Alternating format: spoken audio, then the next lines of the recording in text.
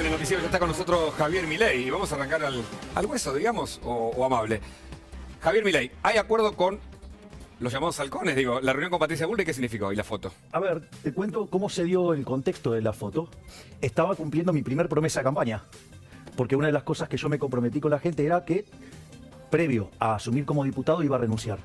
Yo, obviamente, que renuncié a mi trabajo formal anterior. Y obviamente te imaginarás que tenés que arreglar cuestiones de la obra social, tenés que arreglar cuestiones de que tiene que ver, por ejemplo, con el paso de la línea telefónica. O un detalle no menor, dentro de mi oficina debe haber cerca de 400 libros.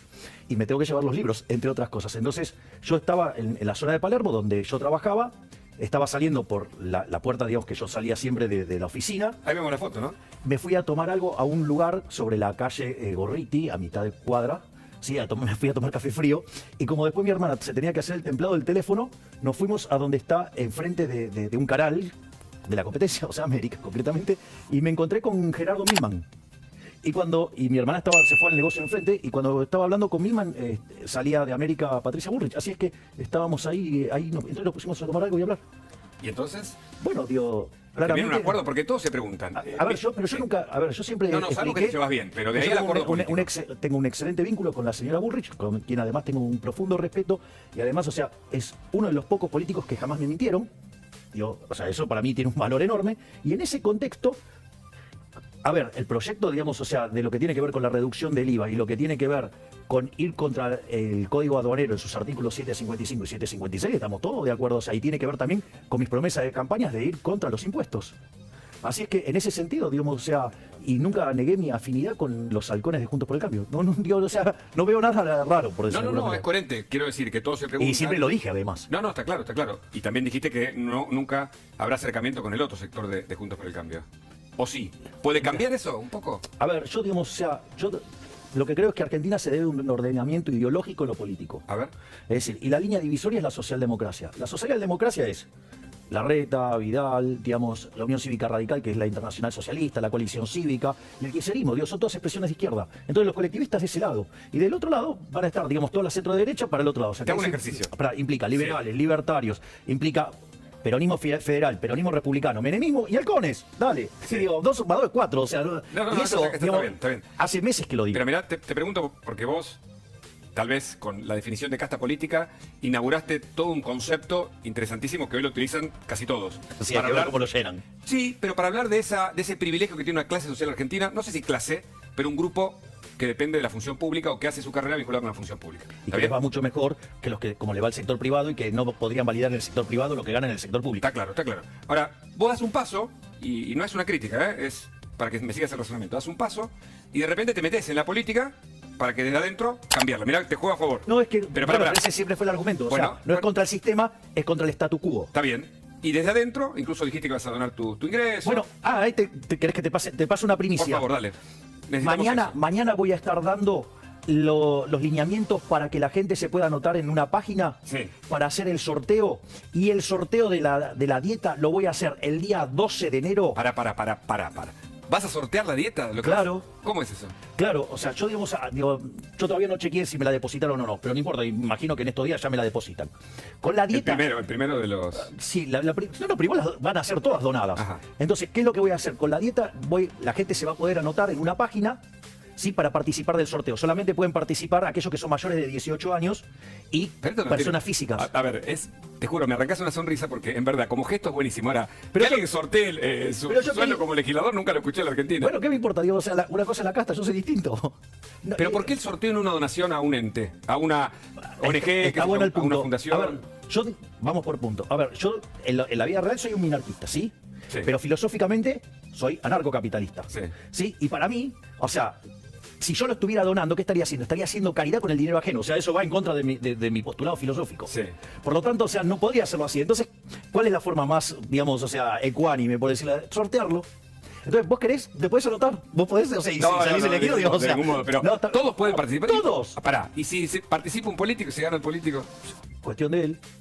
Pero viste que es complicado, ¿no? Desde el punto de vista. Yo no tengo. Los principios. Bueno, está bien. Un político se anota. Bueno, digo, problema de él si se anota. O sea, después, digo, la gente. No hay exclusiones, no hay. La exclusión es que sean mayores de edad, porque implica un sorteo. Sí. O sea. ¿Y lo lúdico no hay ruido ahí en el juego? ¿El sorteo como juego? No, porque es una forma de asignar. Sí, es el azar. Claro, que lo determine el azar. Yo no voy a poner el dedo. Entonces, igual nos das un título, mira, ya está en el graf. Bueno, por eso, mañana yo estoy publicando, porque te imaginarás que esto, digamos, hubo que construir una cosa en términos de sistemas para que, digamos, vos puedas hacer la base para poder contarla, ¿sí? Y para que lleguen los mensajes a aquellos que se anoten. Y después nosotros con un escribano y con generación de números aleatorios, el número que salga es el que gana. Está muy bien. Willy Laboro tiene preguntas y tenemos muchos temas para hablar. Pero quiero terminar con el razonamiento. Vos te metés en la política para modificarlo, para hacer un planteo que parece muy razonable. ¿Lo puedo hacer con una metáfora? Sí. Mirá, yo entiendo que, por ejemplo, la hinchada de Boca es maravillosa. Sí. Pero ¿sabés qué? Poné la pelota en la mitad de la cancha y que se ponga a gritar toda la bombonera a ver si se mueve la pelota. Está bien.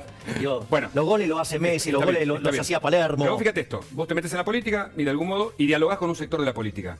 Ese sector de la política con el que dialogás tiene diálogo con un sector con el que vos no tenés diálogo. ¿No puede haber una modificación en eso? Estoy pensando en el posible acuerdo finalmente para eventualmente en el 2023 sumar el caudal de voto que vos representás al ala opositora. A ver, yo te lo puedo contestar de otra manera. Dale. Vos sabés que cuando a los economistas nos forman, o sea, nos dan la educación como está regulada por el Ministerio de Educación, nos forman a todos en la centroizquierda. Sí. O sea, y yo, digamos, hice todo un camino hasta que me volví liberal libertario. ¿Por qué, digamos, yo debería negárselo a personas que abrazan las ideas incorrectas y que de repente descubran que la solución es liberal? Que, digamos, o sea, aquellos que aquellos que se quieran abrazar las ideas de la libertad, porque, digo, o sea, ¿quién soy yo para echarlos? Mi ley no descarta un acuerdo. Esa no es la respuesta. O sea, no. Nosotros, desde la Libertad Avanza, tenemos los brazos abiertos a todos que decidan abrazar las ideas de la libertad. Vamos a hablar ahora de la foto de Mañana con Guzmán, la foto tal vez infructuosa, la foto que no tiene, o sí, pero antes Willy Labora tiene preguntas. Willy.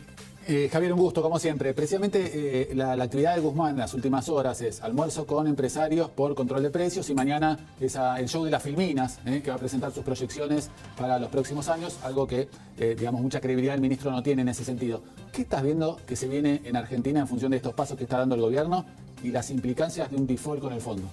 A ver, ¿qué tal, Willy? Vamos por partes. Primer argumento.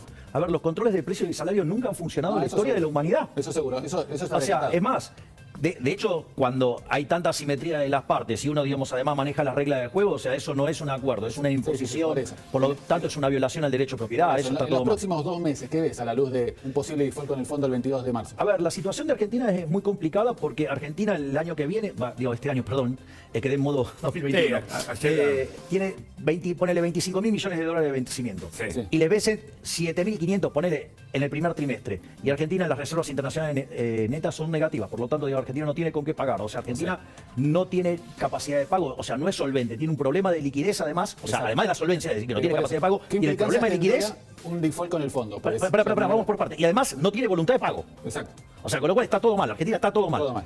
¿Cuál es el problema de la situación con el Fondo Monetario Internacional? La estrategia argentina es jugar el problema del deudor significativo. Esto es, como Argentina tiene un tercio de la cartera y el 50% de los desembolsos, si Argentina defaultea lo puede quebrar el fondo. No, no es así. Bueno, vamos por parte. No, bueno, si hace el rate-off quebró. Pero digamos, a ver, pero vamos a la otra parte, Willy. Otra cosa que puede hacer el Fondo Monetario, digamos, es que los países lo capitalicen. Y si lo capitalizan, Argentina deja de tener esa carta de negociación y por lo tanto la situación se le complica mucho más. Y no solo eso, sino que además el responsable para el hemisferio occidental en este momento es un brasilero que era parte, digamos, del Banco Central de Brasil y era del ala ortodoxa. Con lo cual la situación de Argentina no es complicada, es complicadísima. Y me parece que Guzmán está, digamos, jugando a los pistoleros y él tiene una pistola de cebita. ¿Te respondió, Willy? Sí, conclusión, vamos a ir a default con el fondo. Es altamente probable que Argentina no le pueda pagar al fondo, o sea, digamos, pero eso es una decisión política. Pueden decidir manotearle los encajes a los bancos, es decir, que son... ¿Eso qué significa en la práctica? Digo, es la plata de los depósitos en dólares de los argentinos, o sea, y pueden usar esa plata que... ¿Es legal eso? Sí, de hecho, digamos, varios lo han hecho, así que, digamos, ahora... ¿Por qué? Porque, digamos, el Banco Central obliga a los bancos a depositar los dólares de los encajes en el Banco Central y los puede usar. Es decir, ahora, puede ser que la gente no lo tome a bien. Una arista, claramente el acuerdo con el fondo. La otra, la inflación. La otra arista que demuestra que en diciembre, más cerca del 4, del 3,5, ¿a dónde puede terminar, Javier? Bueno, la verdad es que la situación inflacionaria en Argentina es bastante complicada. O sea, el año pasado terminamos emitiendo 1.9 billones de pesos, o sea, el incremento de la cantidad, es más, se esperaba que fuera 1.6, 1.7, es decir, hubo toda una aceleración de emisión monetaria durante la última parte del año como consecuencia del déficit fiscal monstruoso que está generando, que genera un montón de emisión monetaria. Eso genera un aumento de la oferta de dinero con una situación donde la demanda de dinero en Argentina está cayendo, por eso hay control de capitales. Entonces, aumento de la oferta, caída de la demanda, eso se llama pérdida de poder adquisitivo del peso. ¿Eso qué quiere decir? Inflación. Y además, o sea, suba el dólar, porque el dólar es un precio más. Entonces, digamos, sube como todos los precios. ¿Por qué? Porque pierde poder adquisitivo el peso. ¿El presupuesto qué puede pasar? Porque el gobierno tal vez presente uno mientras se extiende el anterior. Bueno, por lo menos espero que el ministro haga un... Fuiste lapidario, ¿no? En el Congreso. Bueno, es que el dibujo que hizo era, digamos, o sea, hay una cuestión moral de que yo, digamos, o sea, no estoy, digamos, dispuesto a avalar ningún déficit fiscal porque implica, digamos, o sea, castigar a generaciones futuras con deuda, porque son impuestos futuros, o implica, por ejemplo, digamos, recaudar impuesto inflacionario y eso golpea más fuerte a los más vulnerables, o si subir los impuestos es una confiscación, es un robo. O sea, pero al margen de eso, que hay todo un problema moral, que para mí es el problema más importante, digo, había problemas técnicos, de mal confección. A ver, te doy uno básico, pero básico de 101, ¿sí? Fíjate esto, cuando vos vas a hacer una proyección, la base, o sea, vos proyectás sobre una base. Sí. Bueno, Guzmán fue con número viejo. ¿De qué proyección me estás hablando? Pero eso es por error. Porque es un adrede. incompetente. Porque además había errores de consistencia contable, había errores de funciones de comportamiento, había mentiras de precio. O sea, digo, te ponían el dólar, digamos, o sea, ¿te lo imaginas el dólar a cada 12 meses a 131? Dale. Digo, si no, digamos, o sea, es más, o sea, estaba hecho con una tasa de interés del 38%, estaba hecho cuando la de arbitraje es 80%. ¿Me comprendés? O sea, la inflación era digo, te reías, o sea, se iba a decir, no estuvo tan lejos con la inflación, digo, como si el original había puesto el 29. Claro, 33. Entonces, bueno, también es otro dibujo, o sea, es decir, Guzmán, o sea, dibuja mal, que ese es el problema. Te invito a escuchar a alguien importante hablando del presupuesto. A ver. Si no hay ninguna razón que amerite que se tengan que sentar a hablar con el presidente sobre pretexto de algo que les vaya a salir bien, no se van a sentar. Entonces, nadie quiere poner la cara. Bueno, pareciera ser que sigue siendo responsabilidad del peronismo el de encontrar las alternativas y mostrar que realmente se quiere resolver el tema. ¿No quieren poner la cara? Vos pertenecés a la oposición. Bueno, digamos, o sea, pero a ver, ¿a quién eligieron para gobernar? Bueno, están los Fernández. Bueno, entonces que gobiernen. ¿Cuál es el tema? Digo, ¿qué quieren? Bueno, Que gobiernen la Aníbal oposición. dice que la culpa de ustedes que no quieren acompañar. Bueno, digamos, Hugo, a ver, vamos a esto. Si yo, digamos, o sea... Me estás mirando fijo, me asusta un poco. Sí, bueno, digo, ahora prepárate para el ejemplo. Digamos, o sea, supongamos que este es el precipicio. Yo te digo, dale, vení, Hugo, corramos para acá. ¿Vos qué dirías? Y no. Y no, digo, salvo que seas un suicida, digamos, no lo haría. Pero el gobierno se quiere suicidar, ¿vos decís? No, es que el gobierno cree que la solución es esa, que es peor todavía. Es decir, lo que el gobierno cree que es el remedio en realidad es la enfermedad repotenciada. O sea, al gobierno le parece que el déficit fiscal está bien, por ejemplo. Ahora, cuando vos mirás esa política de déficit fiscal, Argentina de los últimos 120 años la aplicó durante 110. Y es el país más rico del mundo, somos 70 el tipo de cambio oficial y 120 el paralelo. O sea, ¿de qué estamos hablando? O sea, por esto, digamos, es más, en los últimos 120 años hubo 17 crisis, esas crisis, 15 tienen origen fiscal. No solo eso, digo, desde la mitad del siglo XX para adelante, la mitad del tiempo estamos en recesión, o sea, todo de origen fiscal. Más, digo, decir, el Estado no es la solución, el Estado es el problema.